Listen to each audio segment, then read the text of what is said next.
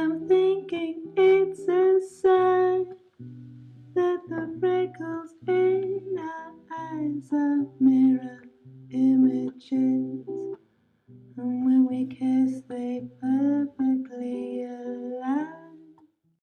The man you see before you is a storyteller, a writer, an author of words and made-up worlds. I write every day and read a great deal, but life wasn't always like this. Likewise, I didn't imagine it being so.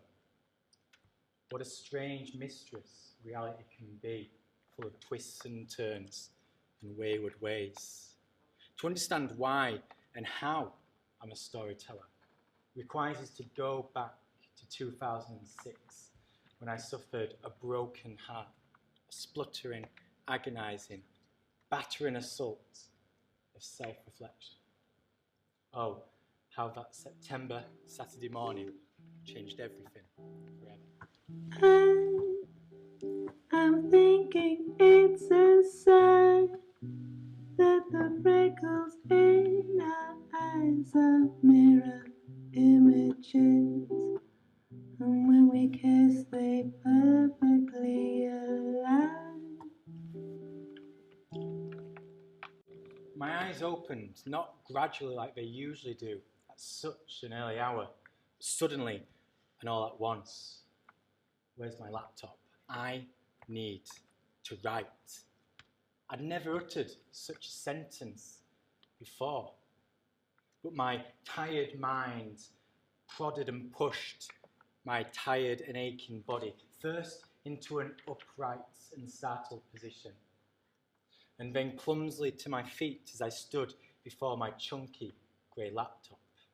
I looked at it, wondering whether to turn it on or roll back into bed where my battered heart could continue to thud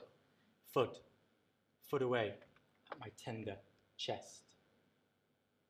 All night I had tossed and turned over her, and although I eventually drifted off into a somewhat sleeping state, she remained on my mind.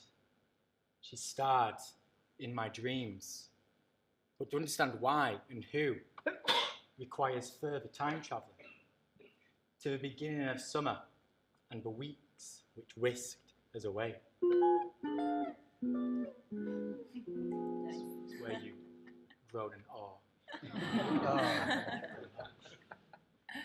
Who is that wavy-haired wonder?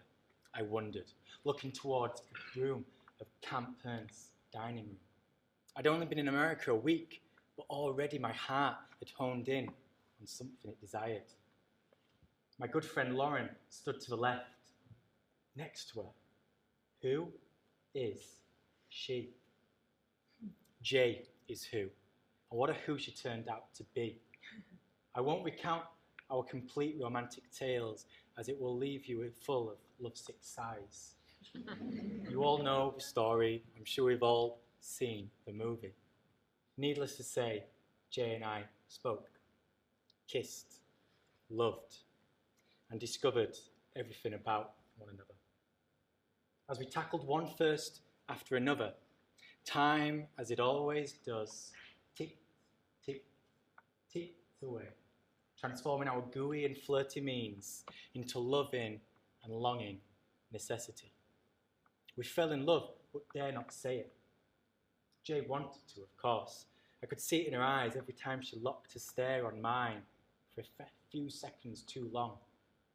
A silent plea of, let me in.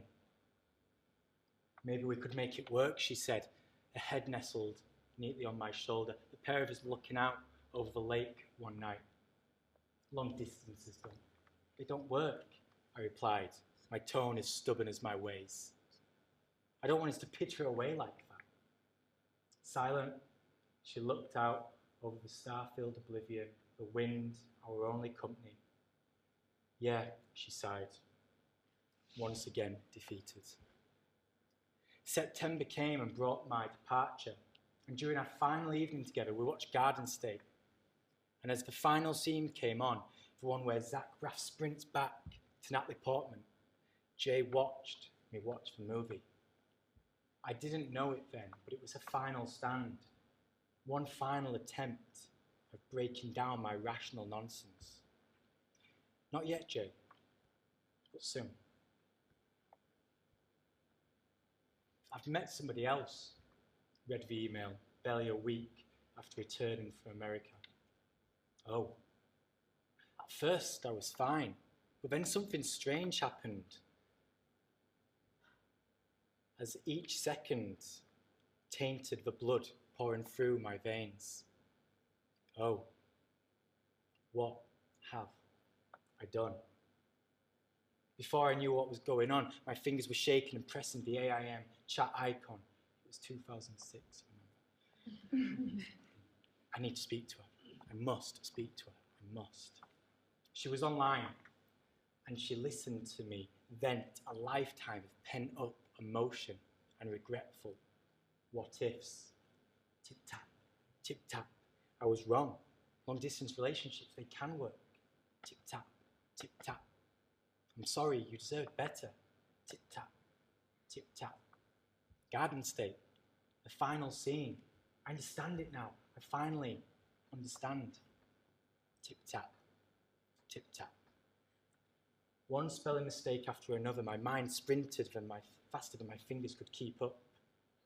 Finally, after 3 months, she heard everything she wished to hear. She saw into the real me. She broke me, but she didn't only break the barrier keeping her at bay, rather the entire me. We can make this work, I pleaded. Please, let's make this work. I can't, she said. It's too late. Midnight came and went, but still I kept her online.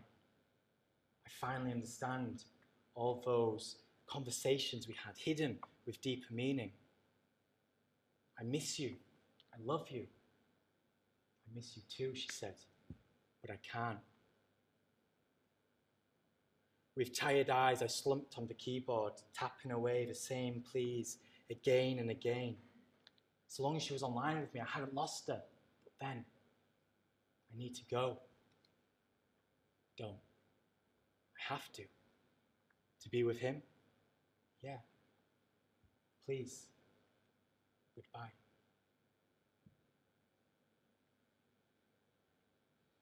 The blank Word document taunted me, urging me to write. But how could I, a non-writer, an infrequent reader, a terrible speller, have the audacity to write? I thought about all the tossing and turning and how it wasn't only Jay who kept me awake that night, but a lifetime of rational nonsense. So many missed opportunities, so many what-ifs. Try writing. It may help you settle your thoughts, she had said shortly before saying goodbye. You're the writer, not me, I replied. Try it. It might help. Maybe. Try it. Okay. With a deep breath, I placed fingers on keyboards, and that was that. 100 words became 1,000, and 1,000, 6,000. Early morning transformed into early afternoon, and still I tip-tapped away. Beyond Parallel began that September Saturday morning. I turned to writing hoping it would help, and it did. But it also made me think and rue and think. It was a broken heart that turned me toward writing. But sometimes the bleakest periods in life are the catalyst to the life you should have been leading all along.